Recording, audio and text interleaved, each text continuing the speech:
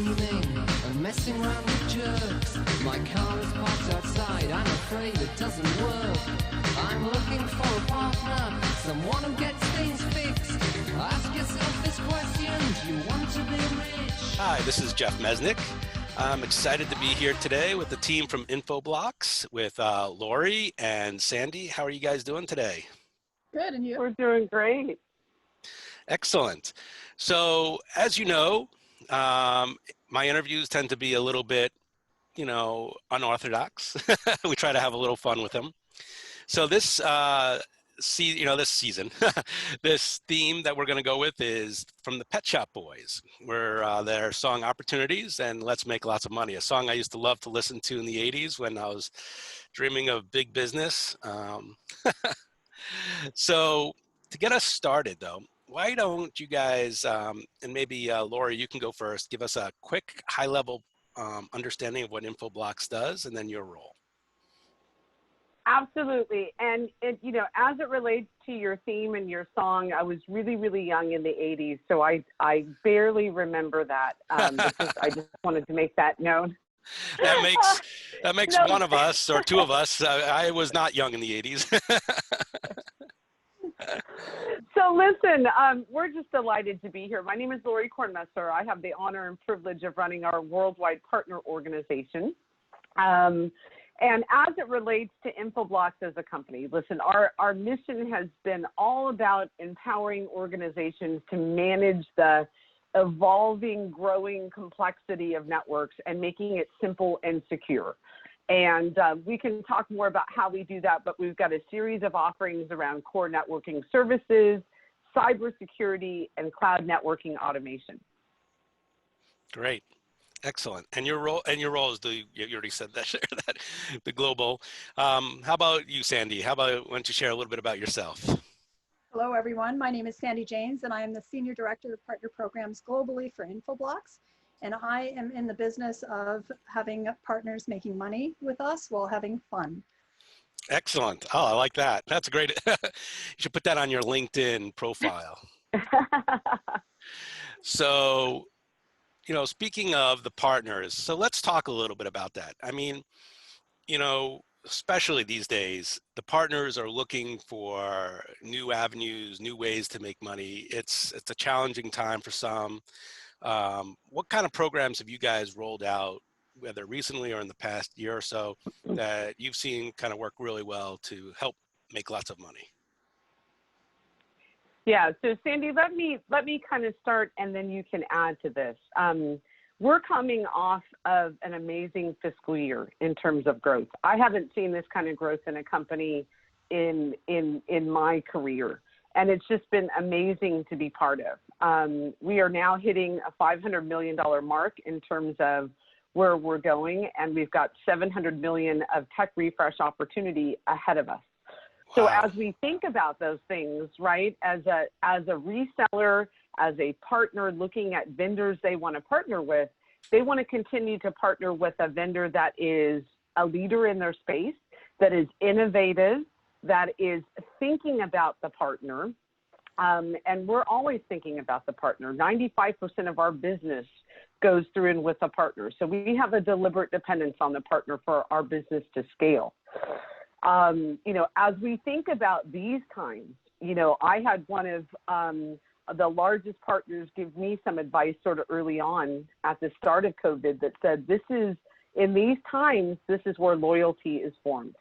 And that hits us right at the root of who we are as a company and our culture, in that we're thinking about the partners. We've been reaching out to them to ask them how we can help them. We've been very, very cooperative and collaborative as it relates to customer activity and things that we can do to kind of help our partners through it. But more specifically, Sandy and the team have built some really great programs and approaches with money in mind, with the core of understanding how to help our partners through this curve. So Sandy, I'll let you kind of talk to some of those. Thanks, Lori. That was a great intro. In addition to what Lori has talked about, and it was fun, we recently had partner summits where we gathered our partners in EMEA and Americas, and our CFO stood on stage and talked about the tsunami of cash that was coming our partners' way. But for us, because we're all in with partners, as Lori said, 95% of our business transacts through partners. So in addition to that, we've built a lot of campaigns to continue to grow our partners, even though we already know that we've got this tsunami of cash coming. So we've done a number of things. One of them is that we've built more aggressive incentives for our partners. For instance, when they bring a new logo to infoblox, we've provided them with double-digit front-end discount incentives for that new logo on that deal. In addition to that, we have a triple play spiff incentive that allows a rep to make some good money with us in addition to the discount. So for reps that are paid on margin, they can not only get money on the front end of the discount through better margin and better profitability, but in addition to that, they can claim spiffs that can pay up to $10,000 to $15,000, depending on the deal. In addition to that, we've gone all in with an interlock plan. We know that this is a tough selling environment, even though we're in a good growth scenario, but we have an interlock with our business development representatives, our channel account managers, and marketing. So we've built marketing campaigns, a lot of what we're doing virtually now, to really surround the partner with a lot of support. In addition to that, we've provided a number of new aggressive training programs. We do a lot of live boot camps. And what's good about these is that the partners are not only enjoying the live interaction, but our CEO, our Chief Revenue Officer, Lori, will pop into these boot camps just to take a pulse on how the partners are doing. So from our understanding, it's something that a lot of the vendors aren't doing right now in terms of really having that direct approach with our executives. And then finally, we also arm our partners and their customers with free trials around our work from home solutions. So that's the all-in package that we've really put together for our partners, especially to help in this difficult time. So what I like to hear, what I liked about what you just said, one of the things I liked a lot of it, but one of the things I liked is you've extended the concept of opportunities to working directly with the sales teams of the partners by giving them that extra financial benefit. Can we dive into that a little bit more? Is there, how does that partnership develop, evolve? Is it between one of your sales teams? Is it basically, your salesperson's got the brains or brawn and Well, in some cases, Laura, do you want me to take that? Go ahead. Yeah. In a lot of cases, what we'll do, it's a combination of the channel account manager and the infoblox rep. We do account mappings. We've identified bounty accounts that are on the bigger target list, but even outside of bounty, we have regular cadence meetings with our partners where we're identifying the accounts that we work on with them. The triple play incentive allows them to build. It's a stackable incentive where they will get spiffs for demoing the solution, for finding the opportunity, and then closing. So you don't have to wait until the whole thing comes together to start earning rewards. Excellent. Laura, you have something? Yeah, and I would just add to that. I mean, so for the past couple of years, we've been really building a foundation and credibility in our partner community, meaning that we've been working to get the right partners in the right places and kind of doing the right things. And that sounds cliche, but it's basic stuff. Mm-hmm. And part of that is we've been allowing partners to really understand where they play a strength, right? If we're trying to get into a new account or a new territory, we allow our partners to lead. So we've been really, really focused on the lift of the contribution, which we call hunted, in terms of that part of the business. And some of our largest opportunities at the end of our fiscal year came from partners. Over 50% of our new logos in Q4 came from partner hunted opportunities. So this is not a case where we're saying we've got all the brains and then we're going to pass it to them. It is absolutely a partnership, and where partners can lead, we're going to allow them to lead, and we want to make sure that we back them up. Excellent, excellent. Well, I like that a lot. So how about some other examples of, your business development people targeted somebody and then there, because of a marketing plan that maybe you guys ran, and then introduced a partner to that program. Do you have a kind of a nice kind of triumvirate, so to speak, of an example like that? You don't have to name names. Absolutely. We've got tons of examples like that. We have a push-pull method that we have, here at infoblox, which is, pretty common for us in the channel. But essentially, when our business development team reaches out to a partner, we've got a process by which we connect with that partner, we understand and align in terms of what role they're going to play versus what we're going to play, right? And feed that information back to them before that opportunity becomes identified and put into our system as a qualified opportunity. Excellent. Excellent. Sam, do you have anything that you'd like to add to that, or? No, other than I think it's going really well, and we've modified the process through partner input along the way. Excellent. So between the two of you, who's the brain and who's the brawn? Andy's definitely the brain. He's definitely the brain. There you go. That's right. Happen in the end. Well, this is great. Before we, kind of sign off, I really enjoy these interviews.